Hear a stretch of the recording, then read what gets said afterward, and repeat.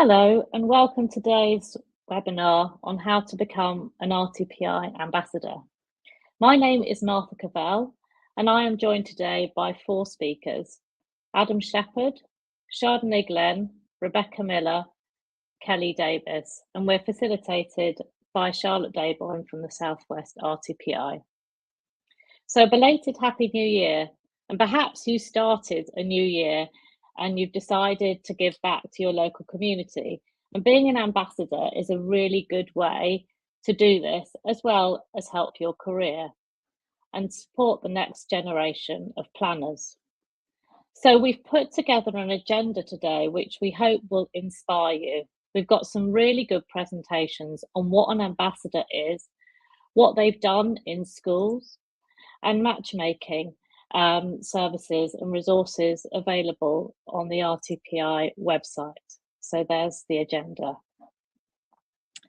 First of all, we've got some poll questions. So if you can look at those while I'm talking, and that will give us some idea of where you currently are and where you're heading as well. So while you're doing that, just a little bit about myself and why I volunteer for the RTPI. I've actually been a member of the RTPI for about 30 years, and I have had a really great, varied, and very rewarding career. I came to planning, however, as a complete accident. And when I was 18, I fell in love with it instantly and enjoyed doing the degree and the career afterwards. I worked for 10 years in development control in London, and after that, I moved into regeneration and have recently completed a 5-year stint as the programme manager for the Bournemouth Towns Fund. I run a small architecture and planning practice on Poole High Street, so do come and say hi if you're down in the area. Most of my time now is preparing neighbourhood plans and planning applications for medium-scale developers for private and charity sector clients. So I've actually undertaken a lot of engagement and engaged and communicated with people at all different levels throughout my career. And I only recently joined as a volunteer for the RTPI on promoting education as a career in planning. And I did this because my kids have recently gone through school and started university. And when they were choosing their degrees, there was very, very little out there about planning as a career. And even A-level students really don't know much about it. So I'm chairing and I'm not presenting because I am not an expert at all. I've done some, as I say, some really positive, fun and rewarding engagement with young people on neighbourhood plans and master planning. But when I tried to do it as promoting it in schools, I was that stand at the career fair that nobody came to. And so I want to challenge myself to get back out there this year and go back into a local school. And when I did that, I wasn't aware of the RTPI Ambassador scheme at all, and all the resources that are available on the website. They're really useful. So just a bit of housekeeping to make sure we all get the most out of the session. As attendees, you've all been muted by the organiser, and we hope you enjoy it, and we'd very much like you to join via the chat box and the Q&A functionality. We'll answer your questions either here or in the Q&A session. And if you'd like closed captions, please press the CC button at the top of your screen. The speakers' presentations will run for about 15 minutes before we come to the Q&A. And myself as the chair will pick a few questions from those submitted to be answered at the time. And any questions that are not answered will be considered after the session, and we'll email them to you. If you like any of the questions that have been submitted and you see on that panel, you can upvote them, and that's a really good idea if we want to just talk about the things that are priorities for you guys. And then we'll make sure we include them in the panel discussion later. So this is a webinar that will be recorded, and the link will be sent to you after the event. If you personally lose connection to the session, then please try rejoining via the email sent to you from the RTPI regions or big marker. And you may want to ensure that your Wi-Fi is at the optimum level by disconnecting any other devices. And sometimes using the browser helps with the connectivity. And also, if any of the speakers lose connectivity, then please wait in the webinar as well. So just see if we can look at the results of the poll. Let me see if I can get that and what you guys have said. Oh, can't see that has it actually started? If you go to the open section, Martha. Open session, right, brilliant. Okay, thank you. So great. Okay, so everyone seems to be. How confident do you currently feel about representing the profession to young people? So 63% feel confident already. So that's brilliant. What's your main reason for attending today? Most of you are just curious about becoming an ambassador, so that's great. Have you ever taken part in a careers fair, school visit, or outreach event? So 56% have said, like me, that you've done it once or twice before. So that's really good. 11% of you do it regularly, so thank you, that's fantastic. And have you volunteered as an RTPI ambassador before? That's a similar question. Not yet, but they're interested. So that's really good. So thank you very much for that. Without further ado, we'll go over to Chardonnay and Adam, please, for your presentations. Thank you.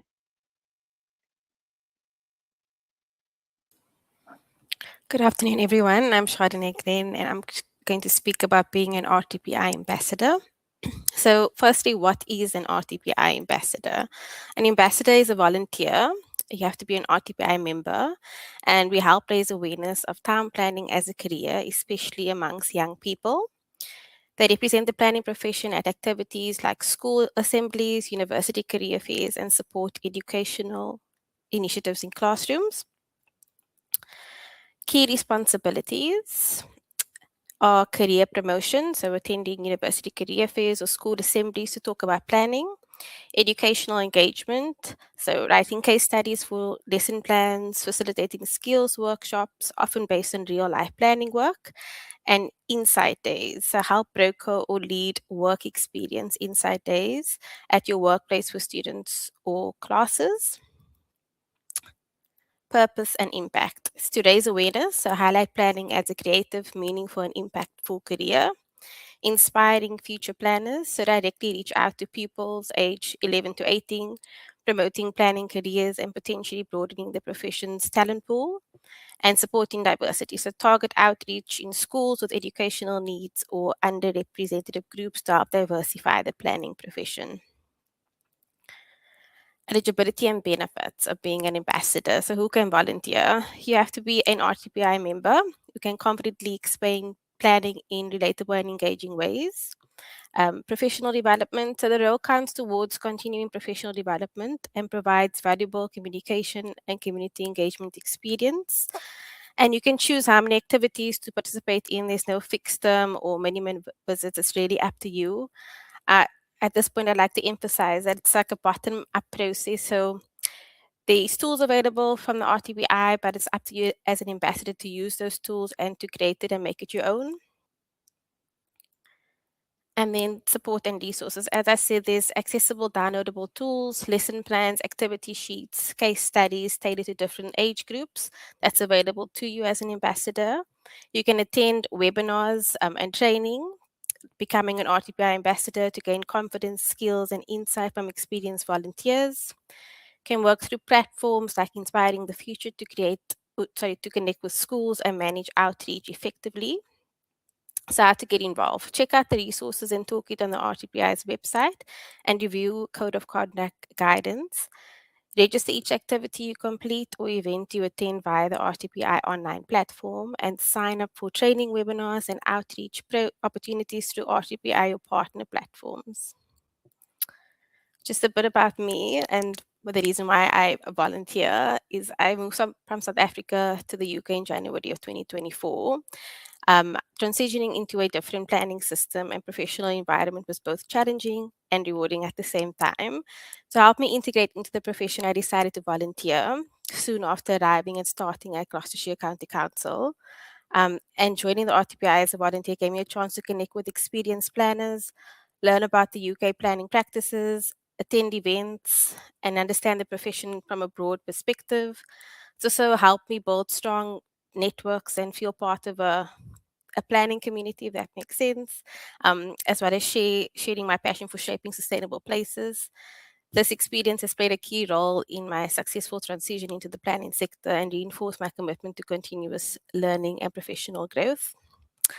I also have I have 3 boys, and one of my sons are in year 4, and there was a part of their curriculum is to do these social mapping around the area. And so what I did was just review the curriculum and see like where was an opportunity to promote the profession to young children as young as 8 years old. And so this example that you see on the screen was just an example of an activity that I suggested to the teacher. And then she took forward as part of their social mapping exercise. And these are like the building blocks of understanding the profession that planning is, and what and unlocks ideas for children when they make career choices, or just understanding different career opportunities. Thank you.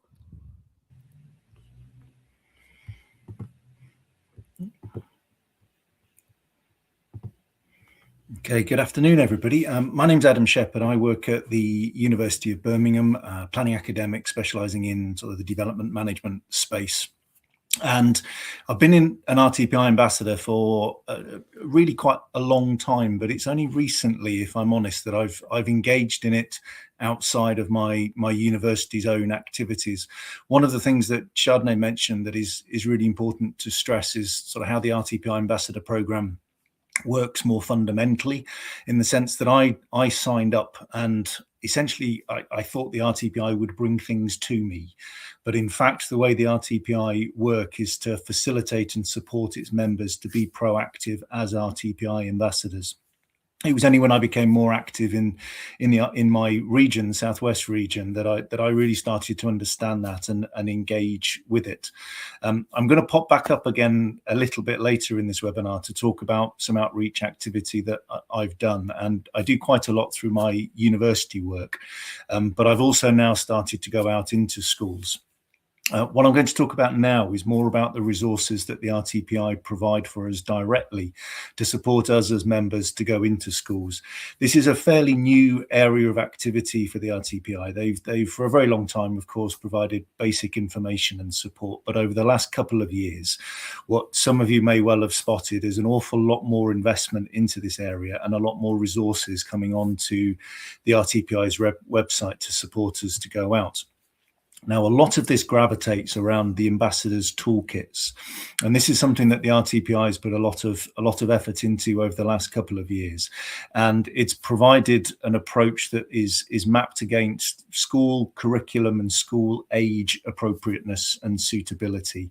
And as you go into the RTPI ambassadors space on the RTPI website, which is open as well, so as you do engage with schools, you can also directly point them to these materials. They speak more to us as members than they do to schools, but there are a number of resources that are directly provided for schools, and that certainly support schools to best understand what we as RTPI members can bring into their schools.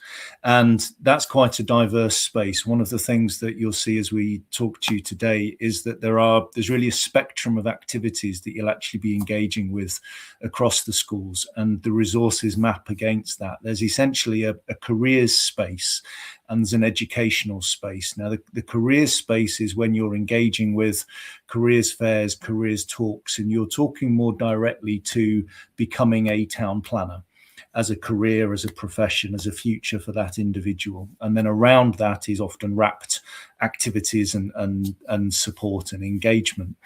Then there's the educational space, where it's as much about delivering the curriculum and the subject, and within that folding in being a planner and becoming a planner and just gently introducing it as a career. That's often a younger age group, but not necessarily, as I'll speak to you about later. So when you look at the careers materials that are provided, they're emphasized in the 14 plus toolkit space. What I'm going to do is just work through these 3 different age categories. and just touch on what's in each of them before saying a little bit more widely about the support that's available. So the first group, I'm working up through the age categories. There's a 7 to 11 space, and I'll return to this age group in a moment. But the 7 to 11 and the 11 to 14, they're both based around delivering a structured session. So broadly, there's an assumption that you're delivering at the very least a mixture of subject content and careers. And it's a really important element to understand when you think about the schools that you're going to go into and what they want from you, because of course you can't go into a school and talk to a 7-year-old about their career choices in the same way that you can someone doing their GCSE options or A-level options. So it's very much wrapped up in the subject at this age, and the age groups are quite broad, and it might just be worth saying that there are also opportunities to engage with younger children potentially. My boy is just turning 7, and he's in year 2 at school, but when he was in reception, he did an exercise called Street Detectives, which was essentially an understand your environment exercise. And the school took the children out and walked them around our estate. And they got the children to note down the things that were interesting to them and that they felt were important to our area. So the park, the co-op on the corner, church, other religious institutions and so forth. And then they went back to the class and they drew them. They sort of created their own map and talked about what was important to them. And of course, they're gravitating around planning there. So there are potentially opportunities to engage with younger children, especially if that's a school environment that you've got a direct connection with. But within the Ambassadors kit, it sort of nominally starts at age 7. So you're going to have children that are in year 2, year 3 of primary school.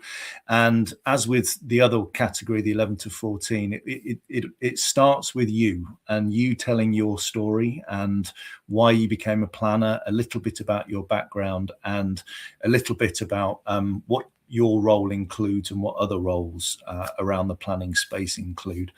But then it's exercise scenario based, and in the 7 to 11 category, it's based around the idea of creating a dream town. And essentially it takes you through a couple of stages of initial drafting, discussion, an exploration of each other's, then a revised version, and then a sort of compare and contrast and discussion. There are supporting lecture plans to go with these to support you as a member to deliver it. They have variable timings and can be delivered probably anywhere between a 1 to 2 hour session. So they're quite substantial. They are flexible to a point in terms of how that timing works and what you might want to include or take out. And of course, things like the bookends around the exercises themselves and how you personalize it and make it speak more directly to the area and the school is something I would personally suggest is a really good technique to include. One of the things we know is that schools need the sessions to speak to their pupils in their environment. So tailoring it to the local village, town, city that you happen to be in an area of is a really good way to ensure that you engage them directly so they can relate it very directly to their community, their neighborhood, their home, their environment. The 11 to 14 takes a similar structural approach in the sense that it starts with you and you talking to yourself, but then it's more around a potential development taking place in a given location. And the RTPI gives you a development scenario. There's a downloadable master plan. There's a worksheet to support the activity, and again, a lecture plan for you. And it broadly works around a consultation scenario where you, the planner, are working with the pupils who take different role scenarios and talk about what's proposed and what they feel might need changing or might be problematic or positive about the development. So it's about how, with society, we communicate and negotiate ideas. It is a very particular proposal that they have. And as I say, I think this is a good point to think about how it might be adaptable to a more localized scenario, using this more as a scaffolding and a framework for your own suitable scheme or created idea. And I think you could certainly simplify it in terms of creating the resources that you use. The example that I'll use a little bit later that I'll introduce takes a similar sort of approach in terms of having an adaptable site scenario, but the fundamentals of what you're doing you can retain. Now in the 14 plus, it becomes more about the career. So this is obviously tracking where the student's head is. That's not to say you can't engage with students that are 14 plus within in-class activities, and that's something that I'll talk to you about in a little bit.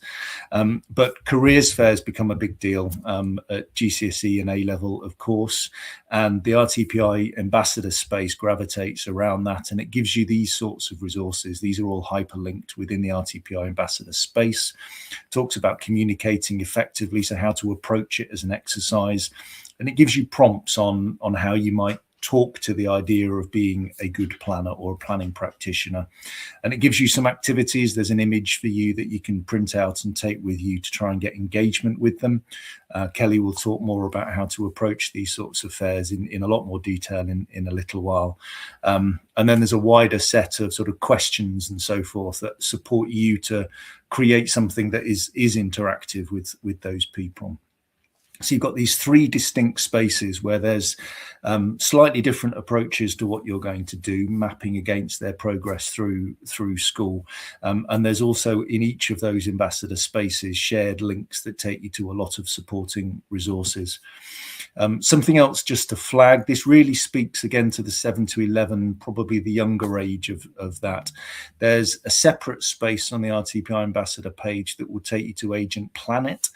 This predates a lot of these other ambassador resources. This has been around for a couple of years now. And essentially, it's a set of comics and particularly short animated videos that can be played in class. They're potentially something that could be embedded in a presentation that you're otherwise giving, or it's something that a school themselves can be pointed to, because it's the sort of thing that can be played in class. They're all quite short, bite-sized ways to try and get a slightly more fun way, I guess, an animated graphical way of engaging with pupils. Now, in terms of the materials that are there, one of the challenges we know is how do you know who to contact and who to approach? So there are websites for each of the nations that can support you to get a lot of the contacts that you might need in terms of schools and careers advisors. So there are links that will take you to that. And there's also some information and ideas sheet about planning and taking it a bit more widely, sort of planning your world, that just give you prompts that could support you to develop something unique or to take the RTPI materials and adapt them. They are designed to be used as written, but as I say, there is something to be said for tailoring them to your local circumstances, so it really speaks to that local audience and resonates with them. There's also a quite useful space, I think, that thinks about, you know, who do I approach as well as how do I approach them. We know from our members and just as suggestions as well that speaking to your old school, so going back almost as an alumni, is a good option. You may have children or family members or friends who have a particular association with a school. So going into your school that Becca will speak to in a moment, where your child is quite an interesting way of doing it, especially, of course, if your child is in the class. But that's quite a nice connection. And of course, schools often will reach out to parents and when they have careers events at all ages, right down to primary school. Or you may know someone that works there or something, which is a good in. And of course, if it's a school that you've got a connection to, or an area that you've got a connection to, it helps you speak more directly to that area and that person as well. If you're a planning student or a recent graduate, universities will have an outreach officer that will put you in touch with schools and also get back in touch with the planning school directly. So I know from the planning schools I've worked in and at Birmingham, where I am now, things often come through to me and colleagues where graduates, alumni will come to us and say, I'd really like to do something to support, and we can help facilitate that as universities, as planning schools. And then there are also wider organisations that you can connect to and link with, that allows you to get more activity opportunities, built environment skills in schools, STEM ambassadors, speakers for schools. These are all spaces that aren't RTPI spaces, but they are wider careers engagement outreach spaces where you can be present as a planner. One to highlight is Inspiring the Future. This is one that the RTPI has recently created a partnership with, a 12-month initial period that may be extended.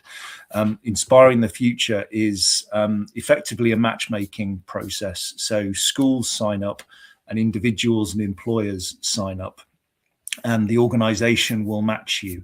So this supports you to get out there. If you don't have particular connections to schools or areas where there are schools that you feel confident to reach out into, this is potentially a facilitating option that you might want to think about, where you can sign up and explain what you can speak to, and they will contact you and match you with people.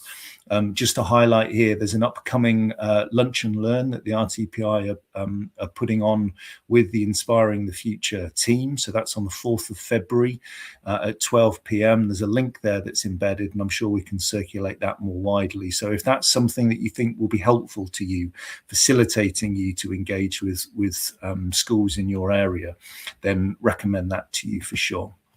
Okay, thank you very much. I'll be back in a few moments to talk more about secondary school space in particular, but otherwise, Martha, thank you very much.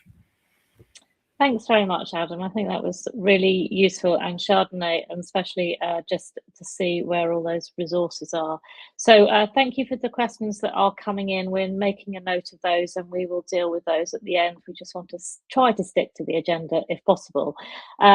So our next speaker is Rebecca Miller from Plymouth City Council, and she's going to talk to us about her work with children in primary schools. Thanks, Rebecca. Lovely, thank you, Martha. Hi, everyone. Yeah, thanks for the warm introduction, Martha. Yeah, Rebecca Miller, City Planning Manager down in Plymouth. So I'm in the strategic planning team with a focus on the new local plan. So currently in the depths of responding to the NPPF consultation and getting our head around the new plan making guidance. I'm here today to share with you my recent experience in engaging at primary school level. So some will sort of touch on things that Adam has sort of talked about already. But before I dive into that, just a little bit about me and kind of how I came into planning. So I'm quite scarily getting to 20 years in local planning. I came in a rural authority in South Devon as a planning technician, supporting the DM team in validating applications. I came in from the sort of normal geography undergrad route at the time, and I confess I didn't know planning was a career. I knew I had an interest in places and spaces, but I didn't know there was this thing out there called planning. So again, came out as a graduate. What am I going to do? Into the DM route as a planning tech support for a little bit, and then find my way into policy, and I've been in policy ever since. Urban Authority in Plymouth since 2016. And I think my personal journey about my route in was where I had that passion for inspiring and promoting the profession as a career, because of that kind of based on the route I came in. I wanted it to be clearer to others. So that's what led me to sign up as an ambassador. I was a founding member of the Devon and Cornwall Young Planners group, which I'm delighted, now I'm no longer classed as young, continues to go from strength to strength and to support the next generation of our planners. But for me, that was all about connecting in that early stage career, building my network at that time, but also learning about how did people get to planning, because I thought that would help me understand what I could do as an ambassador and where there might be opportunities that we could engage. I've also been a volunteer with the RTPI Southwest for a number of years on the Regional Activities Committee, and now I sit on the Education and Careers Working Group with Adam and Chardonnay and others. So I really have a passion for promoting the career, the planning options that are out there. So I'm going to share with you kind of my recent experience. I'm not really here to talk about Plymouth City Council, so that's kind of a side to this. Let me move on and talk about how do I find opportunities. So Adam has sort of mentioned this in his presentation, but I found a lot of mine by being mum and talking to my son's school. And when Jensen came home and said, "Mummy, we're learning about towns and cities," I went and spoke to the teacher and said, "Can I help? Can I come in?" I kind of tout myself out to my teacher friends and offer, to make connections whilst they're not necessarily in the geography space, but they've got connections within the school. So I reach out to them, and I think there's about timing, about when you do that and how it lines up with the curriculum. So I sort of regularly say, "Look, I'm here if I can be of assistance." Through the RTPI, so through Charlotte, might have activities come to her that she offers out. Can anybody help support this school? And most of mine have come, apart from the school visit, from the Inspiring the Future platform, so the matchmaking service that Adam mentioned. And I found that's worked really well. You put a little bio up, the school will approach you, and then they all have a different ask. So that's been really good. And the other one is relationships with the university. As a graduate of Plymouth University, I maintain those relationships with the lecturers, and so we sometimes double up there. So just before I dive into the kind of case study I was going to give, just a bit of an overview of some of the different sorts of engagement I've done. So I have done university careers fairs and events. I did a primary school careers fair, which was a really lovely activity, a whole morning where they came dressed as what they wanted to be when they grew up, and there were about a dozen of us from different backgrounds. There was somebody with a background, somebody was a rugby player, police, and so we had an interactive careers fair, and we saw the whole school, and they all had foundation up, had chance to come in. The class visits, I've hosted a school visit as part of World Town Planning Day with a local grammar school.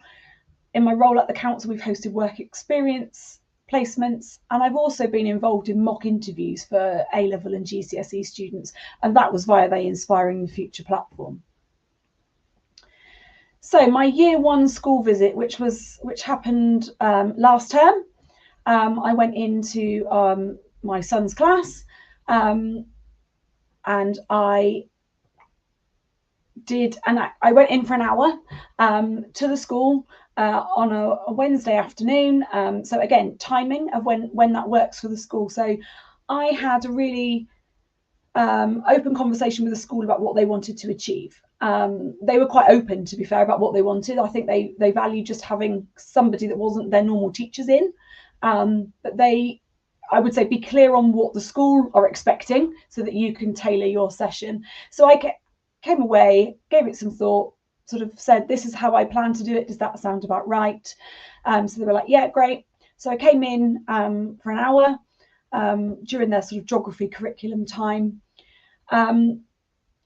And in preparing, in terms of the materials, I did look at the materials Adam mentioned, but obviously that was sort of from seven upwards. So I did sort of go, I used some of that for inspiration, but I had to really think quite carefully about the age of the class. So year one, for those that aren't familiar with the school system, they're 5 and 6 year olds. So really had to think about how I was going to communicate to that age. So I decided that I would do a short presentation to set the scene about my job. What do I do? In very, very simple terms, tried to explain a local plan, the book that we use when we decide where new development goes. I had a map for them, a physical map, and I had one in my presentation to show the local area where the school is and what facilities we have and what we need to think about when we think about new development. I think for me, that was really lovely to see their excitement at that stage. 15 minutes was about the right time for that bit of the session. And then I went into a breakout activity. So the class got broken down into 3 smaller groups. We went into a separate little classroom, and they had a hands-on physical activity that you can see in the picture there, which is quite simple. I had drawn the base sort of block layout, and I'd had these, if you can see it, these houses, there's shops and a police station and such like. And I'd asked them to think about where they would put build their town? Where would they put the different uses? And I also had some pictures printed off, as you can see, of a park, a bus and things, and some prompt questions. And if anybody's interested, the houses are from IKEA. So I bought a couple of sets of those, and it was a ready-made prop for me to use. So I had some prompt questions if I needed to. Things like, what do you like most about where you live? What makes an area feel nice to live in? Where would you do your shopping in your new town? Where would people work? How would you travel? Those real basic sorts of questions. To get the discussion going. And so that then really took the rest of the hour. I repeated that for the 3 groups. So some honest reflections of kind of how it went. I think because I was in my own son's class, there was a general excitement of a visitor, but the fact that I was Jensen's mummy, so they were very excitable that some of them had seen me at parties and things. So that took a moment to sort of calm them. My real reflection around that sort of the age appropriate language. I made the mistake in my presentation. I realized I'd made that rookie error sort of on the first slide, is I prepared my slides as questions. What would you like your area to be? And I hadn't appreciated that would lead to lots of very excitable hands up and lots of shouting out. So that was a big takeaway for me, to think about how I framed it and how I prepared my presentation for the future. I think it was really interesting to see the kind of attention span. And as I say, that 15 minutes was probably the maximum around a presentation before I would go into an activity.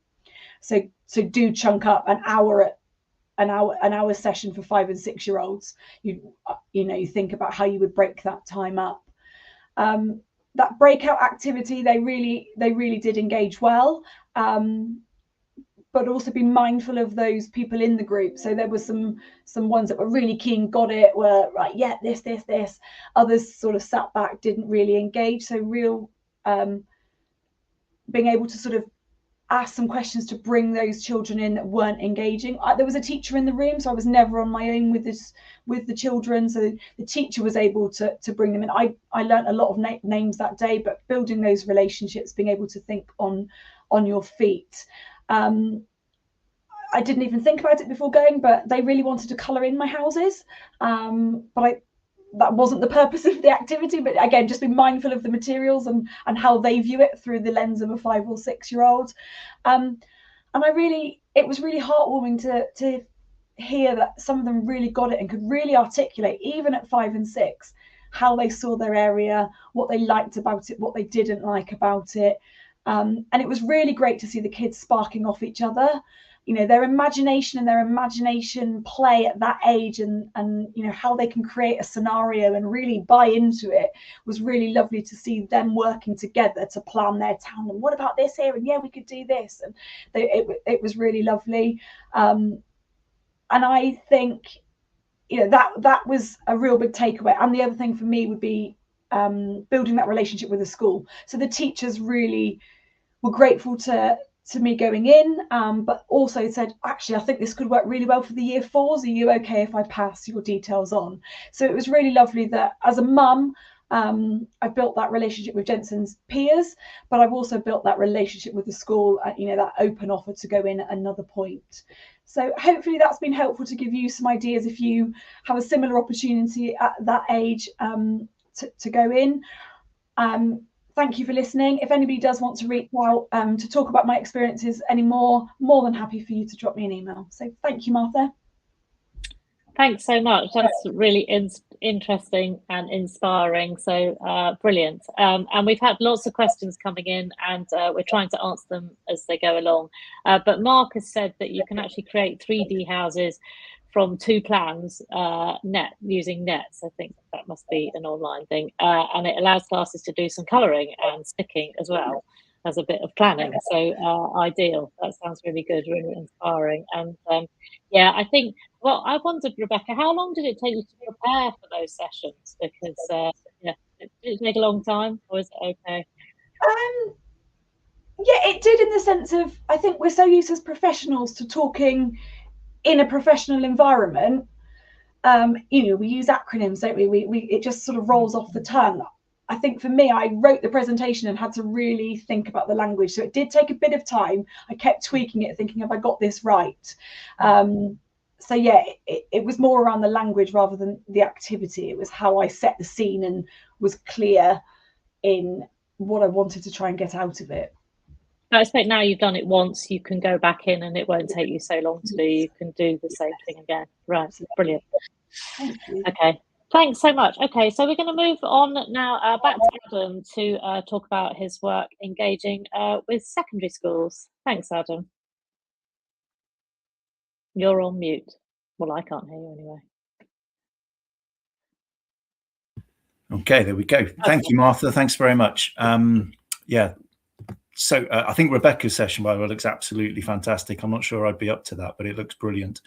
I'm going to talk about a secondary school session that I tend to run when I do my university hosted outreach with schools, or we go into schools.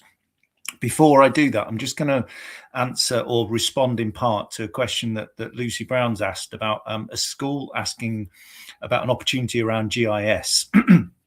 And using GIS to identify constraints associated with suitable locations for development.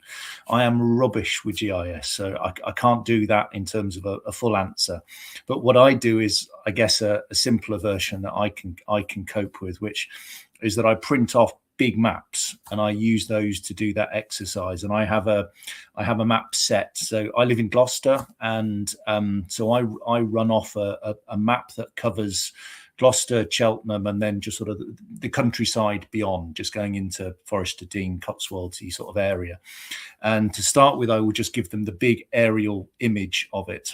And I'll ask them using Lego. I give them 1 stud, 2 stud pieces of Lego, and I tell them they can stack them or not. And each stud is worth maybe 100 homes or something like that.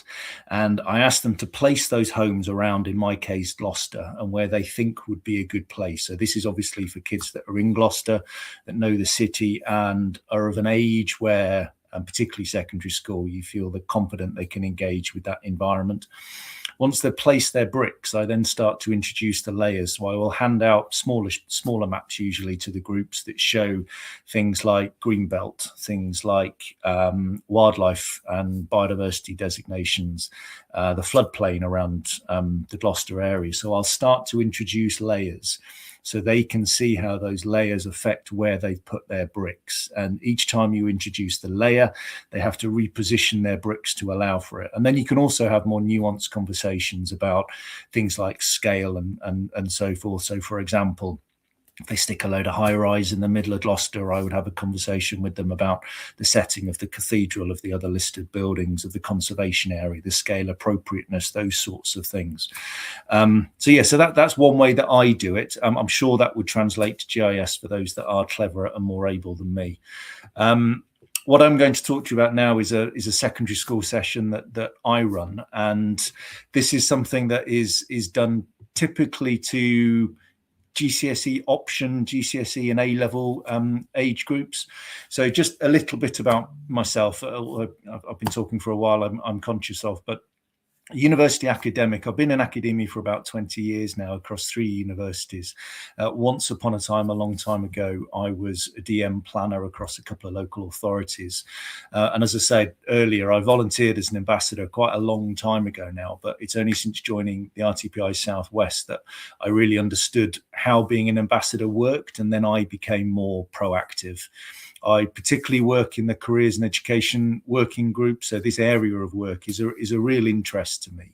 And I'm not sure this is quite the right phrasing where I've said my passion isn't planning as such, but what I mean is, for me, planning is the space where we can affect and influence and shape and support and better understand and learn about the things that I do personally find interesting about sustainability and social justice and place and design quality and place making.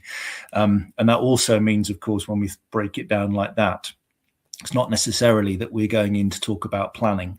We might be sat within, particularly at this age group, we might well be sat within a geography class, for example, where we're actually engaging in a subject space. And it's important to be mindful of that and not speak purely in the language of planning or in the language of being a planner, but talk more widely to things that will resonate to the subject that they're learning about. So talking about urban regeneration and sustainability and placemaking, as much as you talk about sort of planning per se. So this is a session that right from the off, I think this isn't on the first slide, but this is something that I developed from a friend of mine called Frances Summers, who's now at BCP Council. She worked with me at University of Gloucestershire, and I knew her at University of West of England before that. And this was something that she had a version of that she kindly shared with me, and I've adapted. And that in itself is a key point. This is something that I think is really adaptable and usable in different scenarios. I principally deliver this through university outreach activities, sometimes on campus, sometimes going to a class, but it's always in a classroom environment, typically years 10 to 13, so ages 12 to 18-ish. And it's basically a gamification approach. I support it in the first instance with a PowerPoint that varies in time, but is sort of 30 minutes or so usually. And yeah, as I just said, it's based on something that Frances Summers shared with me once upon a time, and I thought was brilliant, and adapted and use it myself. You can use it in different geographies. I've used it certainly across Bristol, Gloucestershire, and now I use it in Birmingham. All you really need is a good sized site. So you can swap out the site and make it speak again to that local audience. It's so important that it resonates with the audience, that it's relatable to them and understandable to them, and they can effectively personalize it. I do this PowerPoint at the start, as I say, it does vary in length, and I one way or another will take them on this journey of who am I. I talk a little bit about my courses often actually, but then I move on to talk about the challenges we face in society. So I'm speaking far more widely about sustainable development and environmental challenges, social challenges, and so forth, and try and speak to the course that they're studying. They're usually geography students, but sometimes it's students that are doing things like history, economics, business, those sorts of things. And it actually interfaces with all of those quite comfortably. I use sustainable development as a way to link to how planning is this really important and powerful space that shapes our environment, that responds to the challenges and so forth. And then within that, for my scenario, I move into urban regeneration. Now, it could be used in a greenfield scenario. It could be in a rural context, peri-urban, urban. It's really adaptable, but I use urban regeneration. And I end my presentation with an introduction to the exercise. As I say, it's a really flexible scenario, and that front end, you could use RTPI resources to build that yourself from their own slides, or you could make your own entirely. The session that I happen to use is the Wheels site in Birmingham, which I suspect not many of you have necessarily heard of, but it's now the site of the planned Bristol City Football Club stadium, the new stadium that they're proposing with the daft chimneys.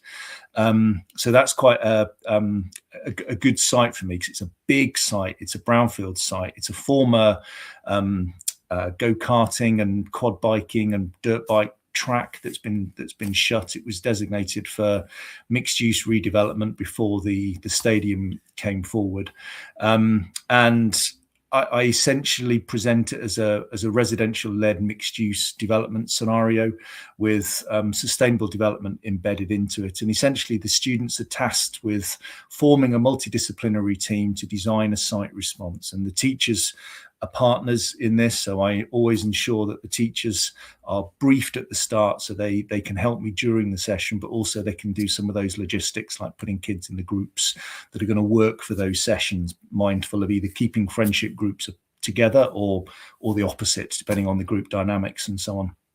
The exercise bit typically runs for about 90 minutes. So it's anything from sort of 2.5 hours to maybe just under a couple of hours, depending on how long I've got with them.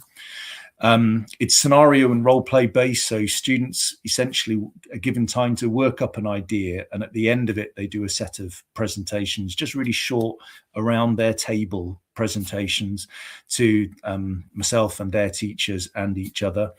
And once we've been around all the groups and seen their proposals, the students are asked to vote on their favourites. You can't vote for yourself, and a winning team is declared, and then I'll give a prize to the winning team. Usually it's a box of chocolates.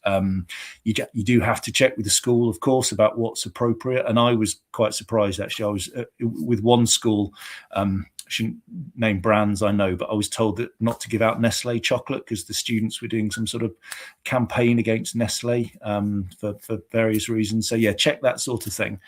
It does require quite a lot of printing. That's something to be mindful of with a number of these things, how practical it is for you using home or if approved work resources. I need quite a lot of A4 and A3 printouts for this, and I'd take like a bag of colouring pens and that sort of thing. A lot of it's my kids, like with the one I talked about before. I pinch my son's Lego to use that. But you need access to those. In the first instance, I get them into their groups and they take a role. So these are suggested. I vary them depending on how big the group is and what course they're on and that sort of stuff. But these are the sorts of group roles that I would put them into: a planner, an architect, designer, someone that's more financially orientated, an ecologist, green open spacey type person, a transporty person, sometimes a more generic sustainability specialist, and always someone that can be the voice of the community one way or the other. And the gamification bit is they don't just crack on and design it. They have to buy the things they want for the site. So they're given certain things for free: green open space, trees, footpaths, cycleways. They're given certain requirements. For example, 75% has to be built on. And again, that's stuff that I play about with depending on the group. And that wasn't something I had in at the start. And then I did a couple of these exercises and groups were thinking about doing an urban park, just turning it all into a park, which was actually a great idea, but it was a little bit of a disruptive idea in terms of what we were working around in that exercise. So essentially the way that it works is the students, the pupils, have to answer questions to get coins. So they have to put their hand up and say, ask me a question. And then I or the teachers come on board with this. We'll ask them, what are you doing and why are you putting that there? What's your thinking with this? You don't have that. Could you do? Why have you included that given X, Y, Z? So a really gentle, open question. And then you give them a nominal, you don't literally give them coins. You just say, okay, that was worth 10 coins. Good answer. Well done. So I put a limit on how many coins they can have. Again, I vary that depending on how long I've got and what the site is and so on. I'm quite generous with the coins. You want them ultimately to be going through the creative process, but it really engages them with it and makes them very participant in it. And then at the end they do the presentation and there's a winner. It's really flexible. With every session pretty much I will adapt the timing, the site, the framing, the coinage, all these sorts of things I will play around with. But you could have a really set one in your organization. If you've got a good area, a good location, you could absolutely have a fixed model. It's really dynamic and engaging. It sometimes gets quite lively, so working well with the teachers is important, but the teachers are always absolutely brilliant when I see them and are great at supporting the management of the class. Speaks to a really diverse range of skills and subject areas. It's really simple, really, when you get into it, but it's got a nice creativity and decision-making element to it that gets them to really engage with sort of the sustainable development piece particularly. I make it locally relevant as best they can. So I use that Wheels site quite a lot at the moment when I get Birmingham schools coming in. But if it's a school from elsewhere, or if I'm going to a school elsewhere, I'll just look for an interesting site, usually an urban redevelopment potential site, but it could be an edge of settlement site. It could be a greenfield site. Making it local is really important. And just as a final note, that we're things like this, we're doing a project in the RTPI Southwest to try and get some of these resources available to be downloadable from the RTPI Southwest project website rather. So hopefully that project will produce a couple more resources that will supplement the RTPI's own resources. Thank you, Martha.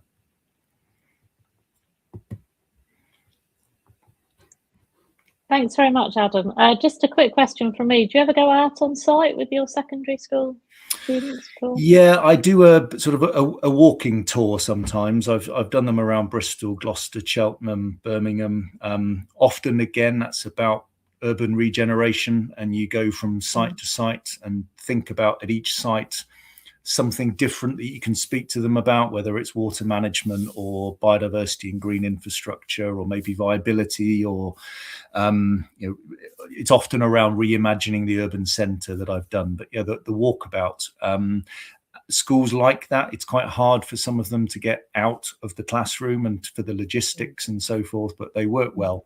And actually, that's something that the RTPI working group in the Southwest is hoping to get a model that members will be able to download and use if they want to do something like that. Oh, that would be really useful, because I've done that before and it was quite successful. So yeah, I know you've done that as well. Brilliant. Okay, thanks so much, Adam, for that. That was fantastic. So so our last presentation before our sort of Q&A is we have got Kelly, and she's going to talk about what she's done at careers fairs. Thank you very much, Kelly. Thanks, Martha, and thank you for having me. I am the marketing manager at SF Planning. I start a lot of conversations with the phrase, "I'm not a planner."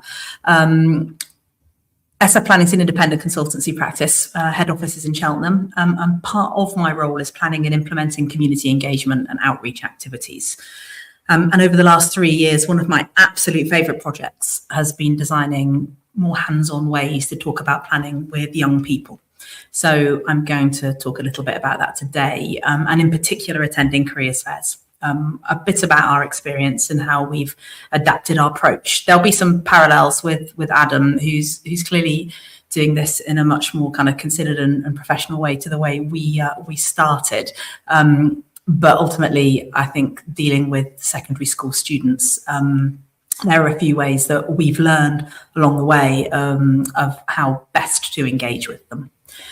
So a little bit about me. I have been working in marketing for 20 plus years, but I came into planning a little over 3 years ago.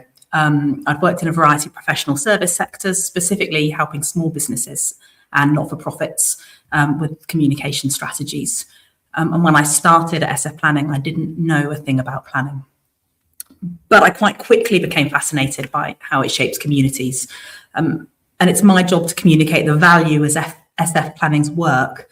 And in the process of that, I realised quite quickly it was going to involve an awful lot of communication around planning in general. As a firm, we feel really strongly about community engagement. How as planners, we've got this responsibility to become more active in the communities that we are helping to shape. But our work in secondary schools, it started primarily because a number of the team here have got children in the same local secondary. And we were all receiving the same emails from their careers department about getting involved in their careers programmes. I think our experience has been that secondaries are desperate for people to come in and really kind of broaden the views of the young people at their schools and open up some more experiences for them into the careers that exist out there. So we said we'd take a stand at their careers event. We turned up with no expectations and no experience or a clue really on how it was going to go or how we were going to run it. After the first event, we started contacting other local schools directly to see how we could get involved with them. And what we got back were mostly invitations for more careers fairs. And so that's really kind of how we started developing this approach. And we started turning up. We had a couple of banners. We had a PowerPoint. It's fairly standard and an expected setup at the events that we've attended. In our area, careers fairs are typically held November to February. It's often ahead of Easter work experience placements. So we did quite a few in succession. And with some help from Charlotte, who's our regional representative, I eventually found the resources on the RTPI website. You've been shown an awful lot of those today, and it really is a really good place to start if you're looking at turning up to a careers fair. We started to co-brand our stand with RTPI material so that students could get an accurate set of information about routes into planning, accredited courses and typical roles. And at the fairs themselves, if we could get through the first awkward exchanges, and they are typically awkward, there's no point kind of sugarcoating it. It's probably very different from engaging with a group of primary school children. We'd ask the standard question, what do you know about town planning? And often the answer to that was absolutely nothing. Or quite commonly, is it the same as architecture? And we heard that question a lot. Now, clearly, we know the answer to that, but a flat no, it's not, and a pretty dry explanation of why it's not wasn't ever really enthusing anyone. It's also not that easy a question to answer, what is planning, in a very short space of time. So those early experiences, I think, left us with a bit of a nagging feeling of, who are we actually inspiring here? Is this approach really working for us? And some of the challenges, despite our good intentions, our early fairs were quite quiet. I think we realised quite quickly we needed a bit more than just an explanation of what planning is, and really a way to connect planning to what young people care about. So their towns, their daily routines, their favourite places. But the traditional setup is all pretty passive. It's a table, a banner, some leaflets, a bowl of sweets, which I would say are essential. And unless something really hooks a young person, you'll get polite nods, but really not very many meaningful conversations.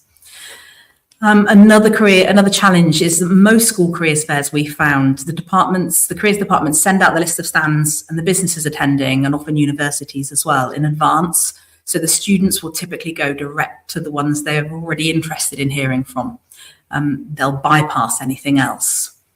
Given that the majority of students won't know anything about town planning, the net effect is you've probably got 60 to 90 seconds to make eye contact, to make planning feel relevant to a passing, typically group of teenagers.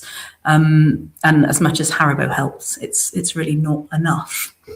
I am also a mum to a teenager. He's very polite in public, but he doesn't hold back when I ask him questions at home. And when I asked him how he felt about careers fairs, he said, unless you're really after specific information, they're a bit awkward. And he couldn't tell me about one sector he'd kind of discovered that he wasn't already aware of from attending his school's careers fairs.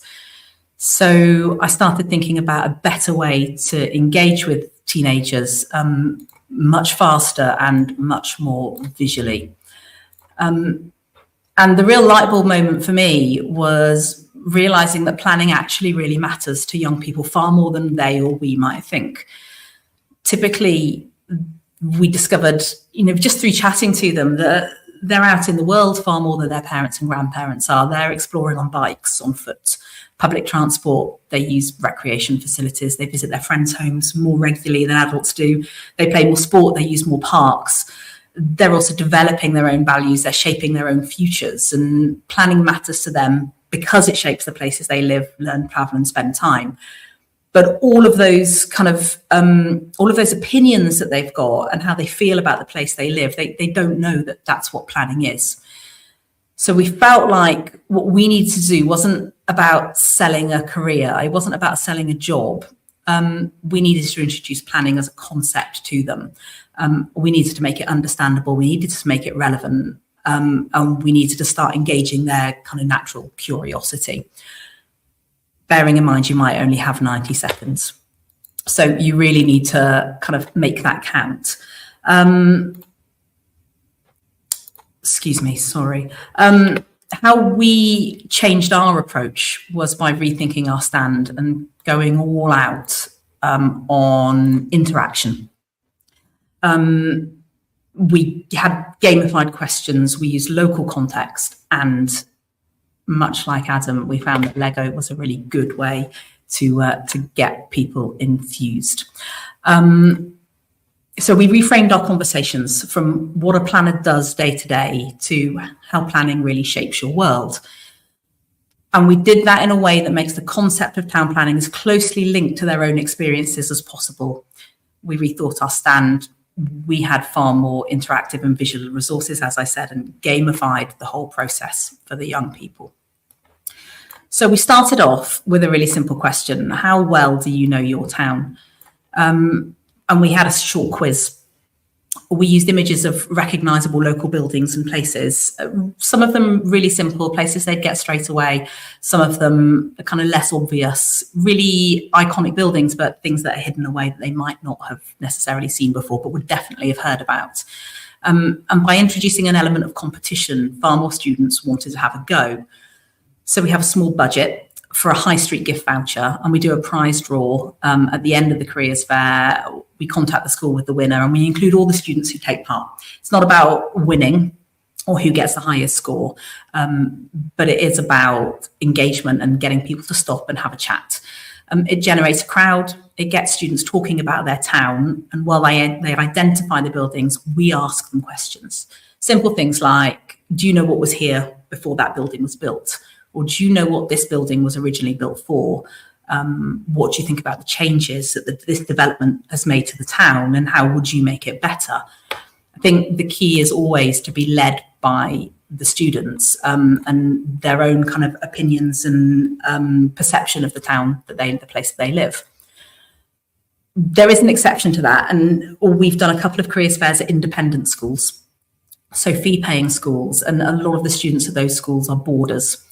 So they might not be as familiar with the local area as the students at the state schools are. So for those, we tend to adjust the question slightly, and we do a bit of research about their school site and how that might have changed since it was originally founded. It's quite a useful exercise to start a conversation with them. And then we have Lego.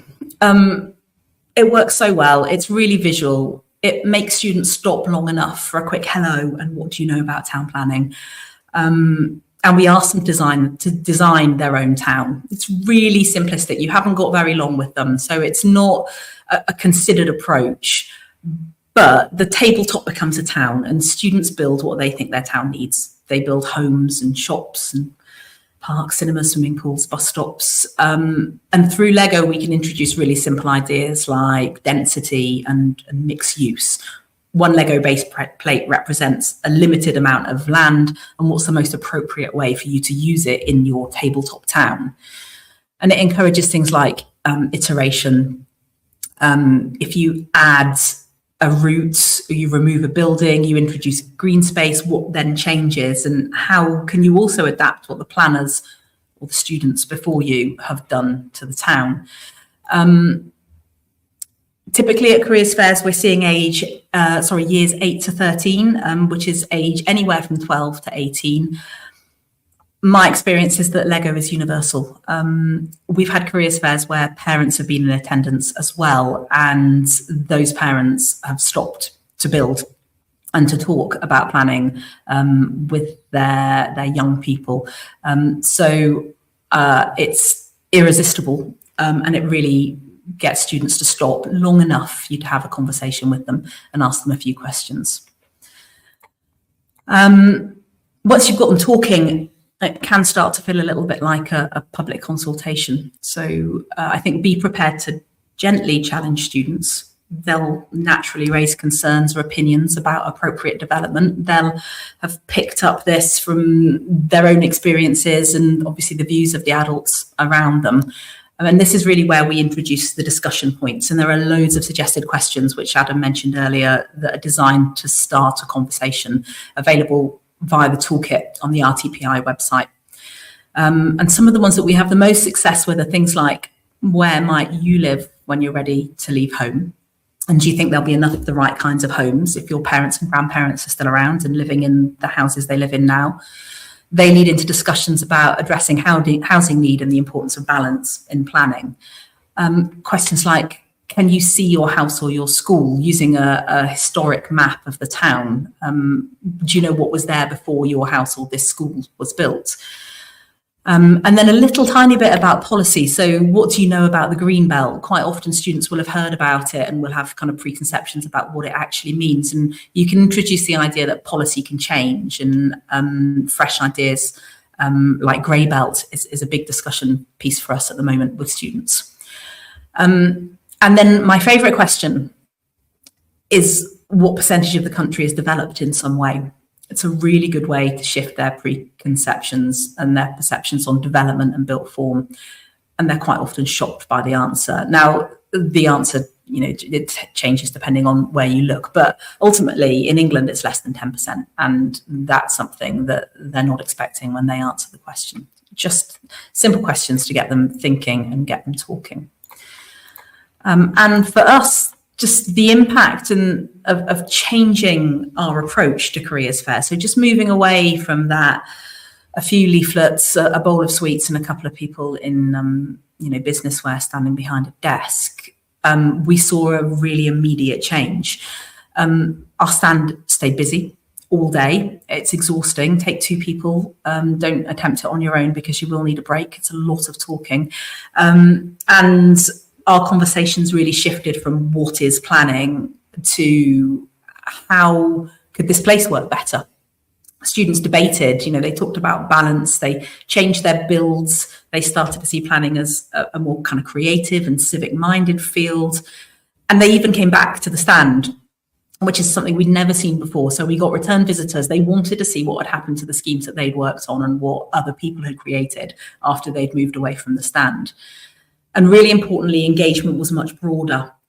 So we talked at much more length with students who hadn't known a thing about planning, and we could demonstrate the connections for them based on their own interests. So if they were curious about how they could relate their interest in geography or design or law or economics and business or environmental issues to a career in planning, they could really see how those interests could fit with a career path. And the natural follow on from this is more questions about routes into planning, what subjects help, what skills matter. We talk about communication, problem solving, collaboration, and we now have students who contact us after our events who want to find out a bit more. And the feedback from the school careers teams who really value interactive and student focused content has been great, as has that from parents who've attended the stands as well. It's really important to know where to go when you get asked specific questions.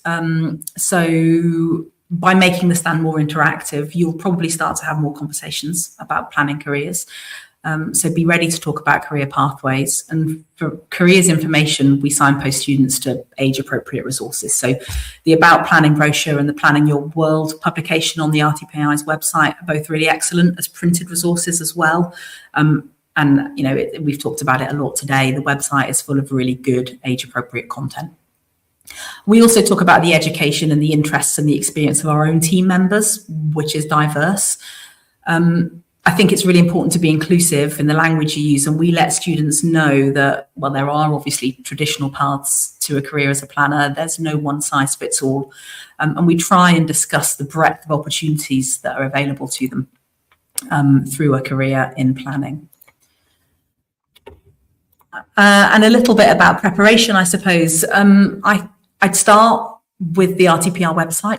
Contact your regional representative who'll be able to send you printed information, brochures, branding and merchandise if you need it. Something else we find is we get a lot of inquiries about work experience at the stand. Within our area, it's something that the students are expected to arrange for themselves. So just be prepared for those questions. We offer 2 places for year 10s, that's 14, 15-year-olds, and 2 for year 12s, which is 17, 18-year-olds every year, as well as some ad hoc opportunities for degree students. But it's worth considering in advance whether you're open to accepting work experience placements if your organisation already has a route to that and having that information available before you go along to a careers fair. You can also find out if there are opportunities to follow up with the school, because in our area, we have quite a lot of networking breakfasts via the schools. And through those, we can look at other ways of supporting schools with their curriculum. And we've run classroom sessions and given talks at schools and universities.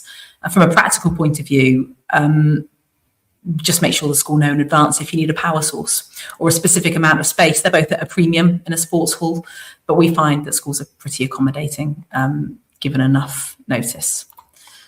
So what now if you've not done a careers fair? I think quite a lot of people had done them before, but if you haven't, I would start simple, register with the RTPI as an ambassador, check out the 14+ toolkit and just book one, go along, take a map of the area, one image that students will recognise and a handful of prompts, I suppose, and learn from there.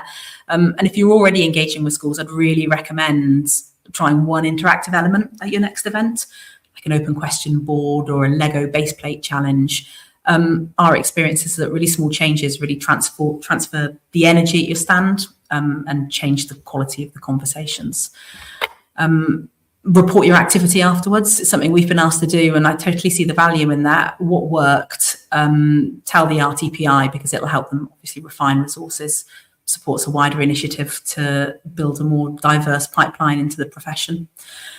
And you might just open the door to a career that a student wouldn't have considered otherwise. The best advice I can offer is just keep going. The more you do, the more you'll find a rhythm and an approach that works for you. For us, it's been totally rewarding. Personally and professionally, I really recommend giving it a go. Thank you very much.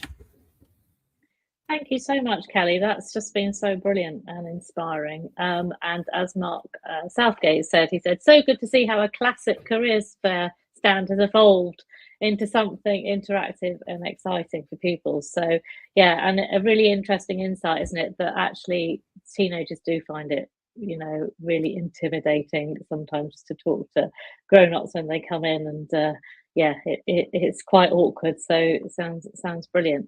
And I wanted to thank all of the speakers today, which is it's just been really inspiring.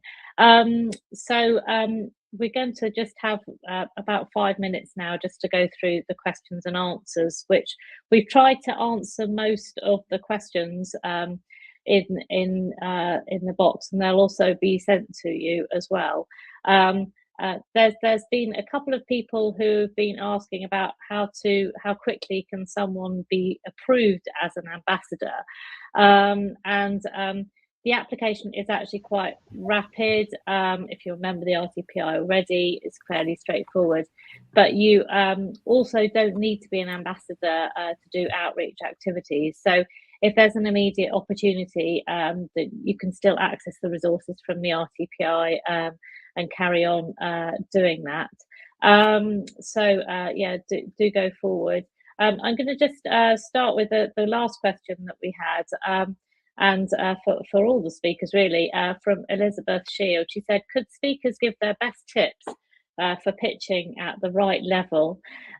For example, do you have tips for building in flexibility and adapting during the session if the audience perhaps isn't engaging due to not being at the right level? And what are the best hints that you might need to change tack?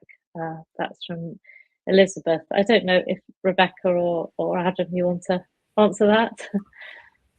I think the thing that I would say as a general piece of advice is to speak to the teachers first and really understand from them what their class is like, because they will speak about where they are, what they've done, what they've been looking at, what they've been learning about, and they will also go on to talk about, you know, group dynamics and behavior and everything actually. And I think that the wider point is one of adaptability. I've misjudged it more than once. I've gone in and pitched too high or too low sometimes. Actually, I've underestimated quite how capable a given group is, and it does vary. It's not just how old they are. It's wider matters that will vary that experience. So talking to the teacher in the first instance to get a good feel for the group, and then trying to adapt within a scaffolding, try and adapt everything from your timing to your pitch actually as you go.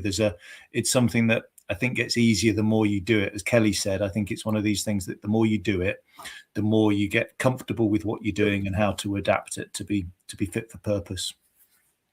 Okay, thanks. Rebecca, have you got anything to add from the primary school side? No, I mean, Adam's covered that, but I guess the only thing I would add is sometimes be led by them. So if they've got a particular, particularly 5 and 6, you don't know what you're going to get. But you know, if they're interested or engaged, but they've got a question that might take you, is almost take their lead sometimes if it is hard. So we had conversations that ended up them saying they wanted a KFC, for example, because that's what they wanted to tell me, that's where they liked going and that's what they wanted to see in the area. So you know, I didn't lead it that direction, but yeah, sometimes take their lead too. I just wanted to add also, just brief the teacher properly and the pupil support properly about what you're wanting to achieve. We had someone in our office going to a school and they brought like, you know, high-vis vests and PPE like that you take to site, and it completely went off to a tangent about like site safety, but it's just adapting to the audience, and everybody wanted to fit it on. And for the learning from that, it's just being adaptable and thinking like, okay, these are like 7 or 8 year olds that might be quite interesting for them. So just going with the flow a bit more. That's really funny. Yeah. Oh dear. Okay, thanks. And Stephen asked about whether there's any safeguarding issues, and I know that there's some information on the RTPI website about that. Have any of you guys had any issues with safeguarding at all? No. I think it's generally, from my knowledge, you're with a teacher at all times, aren't you? So and you just need to make sure when you get to the school you're properly signed in and given a pass and accompanied everywhere. So just protect yourself as well as the students, I would say.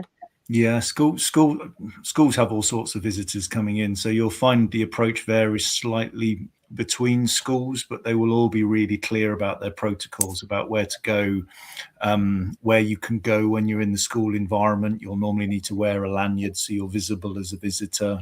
You'll normally need to be hosted at all times. But the schools, I've always found schools are really clear about that in advance, and then are very present in the moment to ensure everybody's health and safety throughout. Yeah, exactly. Thank you. We've had a new comment in from Mark saying our new president last night referred to the work experience she had with Liverpool City Council as the start of her career. So your next work experience student could be our future president. So love that. Yeah, quite right. Okay, so we've put a new poll up now. If you can go to that, and just asking about how things. How you've got on, and just a quick show of hands, you know, if you can't answer that, about becoming an ambassador, and if you think you'll do that. So just looking at the polls. After today, how likely are you to volunteer as an ambassador? Oh, that's really good. So 47% saying quite likely, very likely, 41% very likely. So that's great. So no one said unlikely, so that's fantastic. And which area would you most support or training in? We haven't had any answers to that at the moment. I expect you're still reading that as well. I just wanted to, well, we've still got you here, just to publish a couple of things that we have got coming up. So we've got in February funding infrastructure in Gloucestershire, and also achieving success in your submission. We have also got some CPD on delivering water smart communities, from policy challenges to on-the-ground solutions. So pretty topical, that one at the moment. And something that Adam mentioned as well, that we have got on the 4th of February through the RTPI's partnership with Inspiring the Future. You can inspire young people to consider planning as a career. And there is a webinar on that on the 4th of February. That's free as well. Just going back to the poll, when we asked which area would you more support or training in? So most of you have quite varied actually. Explaining planning to young people, managing nerves and creating engaging activities. Yes, I think that's important, isn't it? Understanding the ambassador process and finding opportunities. So it's really good to get your feedback today from those polls. I think the managing nerves is a really good point, actually. That's coming out second best, isn't it? Second highest at the moment. I still get really nervous. I mean, it's my job, and yet I still really struggle walking into a classroom. And I think everyone develops their own strategies to deal with that, don't they? I have my teacher's mask that I put on and sort of, I guess to a certain extent, disassociate myself from what I'm actually doing because I'm scared of what I'm doing.